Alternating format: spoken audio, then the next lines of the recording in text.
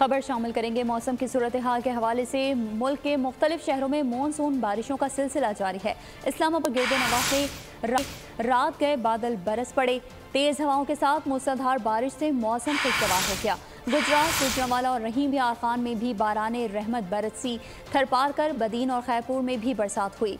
कर्क में भी तेज बारिश से गर्मी का जोर टूट गया। महकमा मौसमियात के मुताबिक पंजाब, खैबर पख्तूनख्वा और कश्मीर के मुख्तलिफ शहरों में भी आज आंधी के साथ मूसलाधार बारिश का इम्कान जाहिर किया गया है। कराची में आज भी मौसम अब्रालूद रहेगा। शहर में बूंदाबांदी का भी इम्कान है। तारीख का अमीन,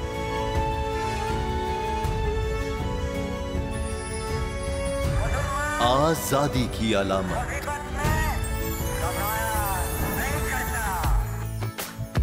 हुस्न का आईनादार, फिक्र नजरिए की अक्कास, सरफराजी का गवाह, यानी हम सबका निगहबान पाकिस्तान।